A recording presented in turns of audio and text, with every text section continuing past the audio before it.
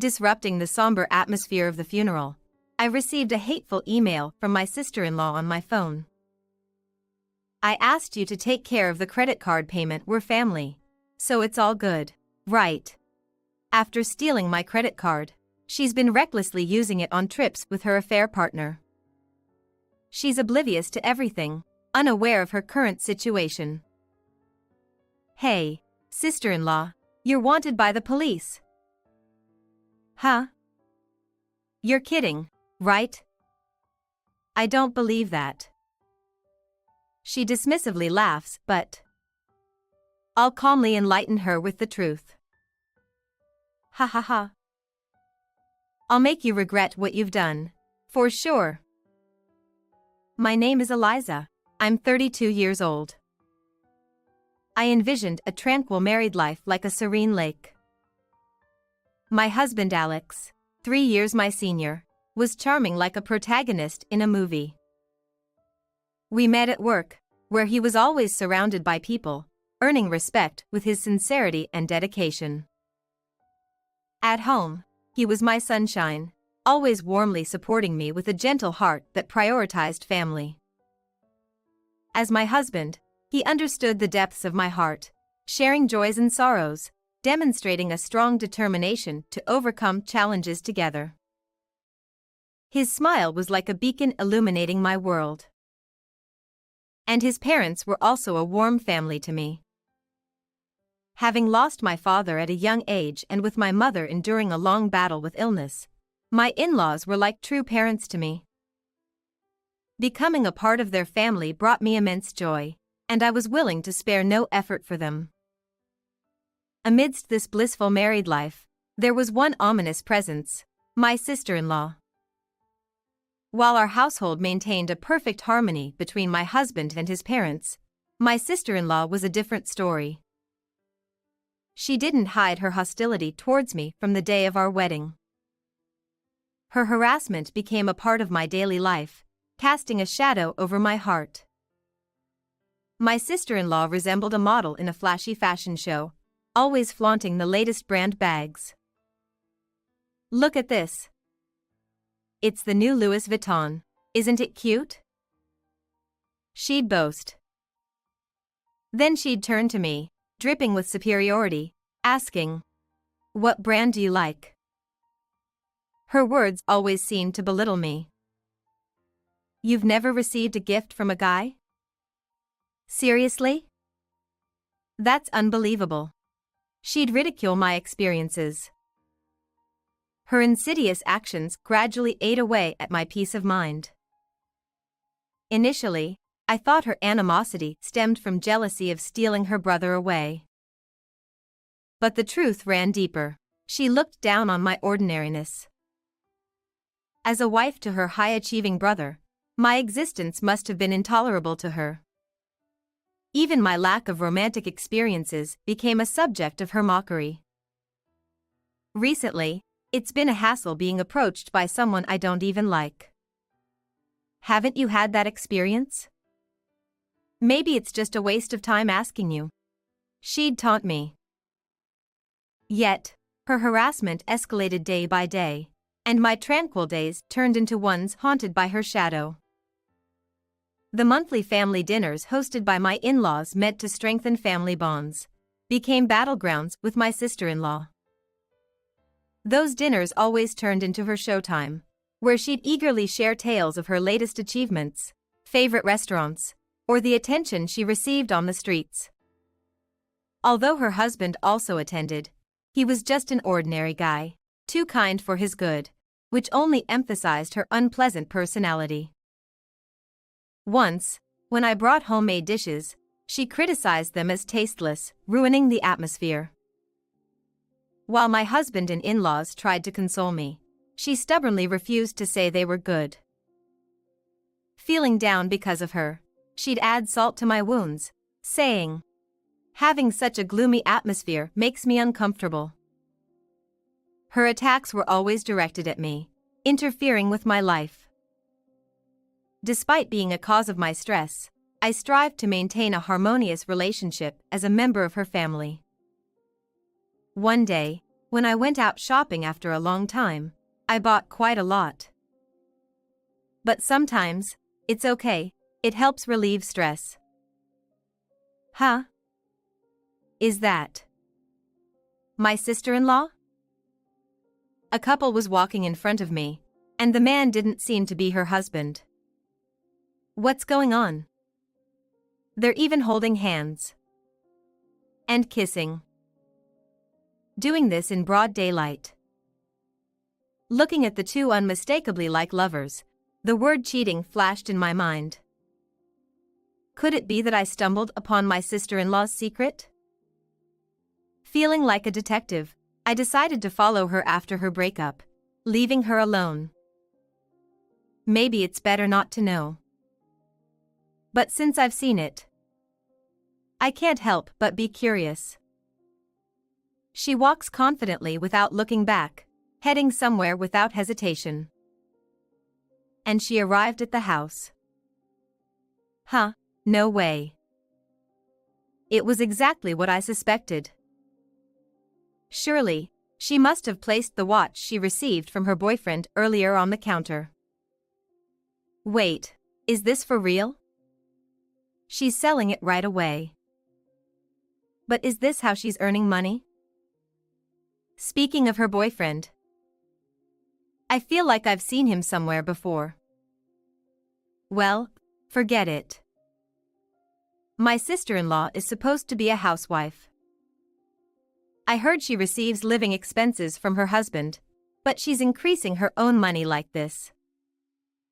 Lost in my thoughts, she comes out of the store while on the phone. Yeah, I got $2,000 when I sold it just now. I thought I could get more, but oh well. Haha. Anyway, I'll get it from another guy, so it's fine. Oh, and I'm going to the store again today. That's what this money is for. I feel like I've asked something I shouldn't have. Maybe it's better not to get involved further, so I left the scene. And I decided not to tell my husband, her brother, about this and observe a little longer. A small anomaly occurred in my quiet daily life. Where did it go? My hands kept opening and closing drawers repeatedly. The credit card that should have been there was gone, without any trace, even though I don't remember using it. Was it left in my wallet? Or was it my husband? To confirm, I decided to check the credit card usage history online. And there, I stumbled upon a surprising fact. Huh, this hotel. The name of a hotel behind the station appeared on the screen. Of course, I've never been there. Then, was it my husband? I doubted it, as he doesn't seem like the type. But besides my husband, the only other people who could enter this house would be my in-laws, who have a spare key. No way. But no, that can't be it. Though I thought that, the most likely possibility was nothing else. To confirm, I called my in-laws. After they checked, indeed, the spare key was missing. My mother-in-law sounded flustered, but I said, "Don't worry, I have an idea," before hanging up. It's probably my sister-in-law. I don't want to believe it, but she must have come into this room without permission and stolen the credit card. There's no other explanation. But how should I tell my husband? If she has the credit card, it's only a matter of time before she uses it again. I decided to keep the records as evidence and observe for a while. But why do bad things always seem to pile up like this? My mother, who had been battling illness for many years, passed away. I have few memories of my parents. However, I still remember fragments of my mother loving me single-handedly. Though her hospitalization was long, I cherish the memories of the happy days we spent together at times like this. As the only family member, I handled the funeral arrangements. It was a small family funeral, but it was still a busy time. Amidst all this, I received a notification on my phone confirming credit card usage. I had set it up to receive notifications every time the credit card was used, but I never expected it to happen on the day of the funeral. Since it was a small funeral, I had asked my sister-in-law and her husband to refrain from attending, but to receive such a notification on this day when they should be aware of the news was unexpected. Upon checking, it seemed like she had bought cosmetics at some airport. Wait, Honolulu Airport. Hawaii.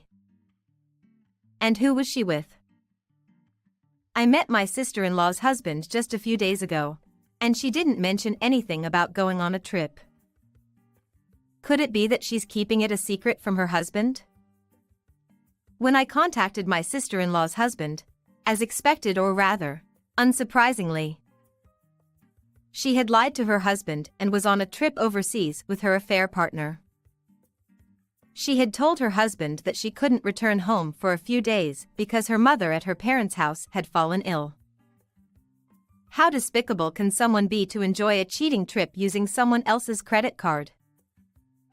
Unable to overlook her outrageous behavior any longer, I decided to take action. Since it was certain that she was cheating, I waited for her to return home and started investigating. As I investigated, her true colors gradually became apparent. To my surprise, her affair partner wasn't just one person. There were 4 people simultaneously, and she was dating them on a rotational basis, like having daily lunch dates. This is truly despicable. I couldn't help but lament her actions. Every week, she received gifts from someone and then sold them at a pawn shop. The reason she needed money was to go to a bar. I don't know how much she's spending there, but she seems to be going to the bar almost every night. There's probably a bartender involved too. With daily dates and nightly bar visits, the evidence was quickly stacking up. And as I was contemplating when to act, I unexpectedly ran into someone in town. That was her boyfriend from back then. And he was my high school classmate. That's why I felt like I'd met him somewhere before. I invited him to a cafe and questioned him about his relationship with her. And he revealed the full extent of her misdeeds to me. He showed me the love messages she had sent him. They were part of her cunning plan. She always talked about our future together.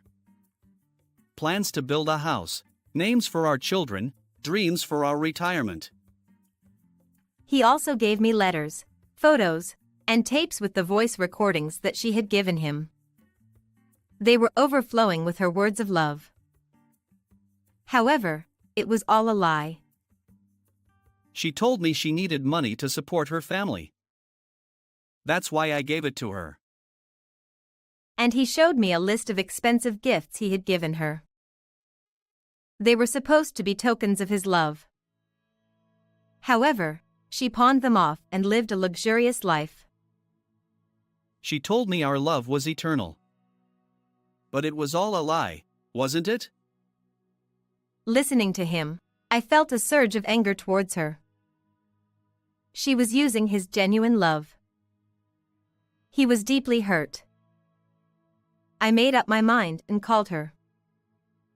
Do you know anything about my credit card?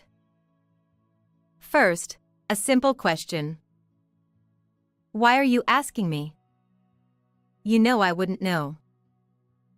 Well, the expected reaction. I seem to have lost the spare key I left with mother-in-law. You have it, don't you, sister-in-law? I told you, I don't know. You don't have to lie. I know everything. What?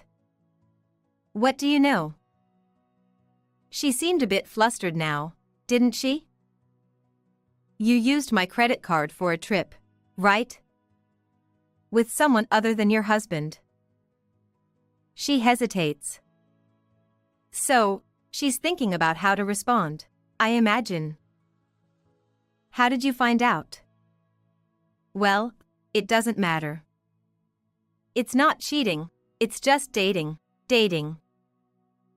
Dating? Like romantically involved? No, not like that. It's just as friends. You wouldn't understand. Your little experience with men. I have many Ah, so that's how it is. I don't think this can be brushed off as just being friends. Then why haven't you told your husband? You even lied and went on a trip, right? Sister-in-law. Oh, the thing about my mother's health is true. The trip was decided on a whim, so it couldn't be helped. Here we go with that excuse. Whether it's true or not, no one can say. These types will always try to wriggle out of it, so presenting them with undeniable evidence might be effective. I see. But you are cheating, right? I saw everything. What did you see? You are walking arm in arm with a man. That was. Does the name Paul ring a bell? Why that name? He's my former classmate. I remembered his face, so I decided to ask him about it. She suddenly fell silent, realizing she was in trouble.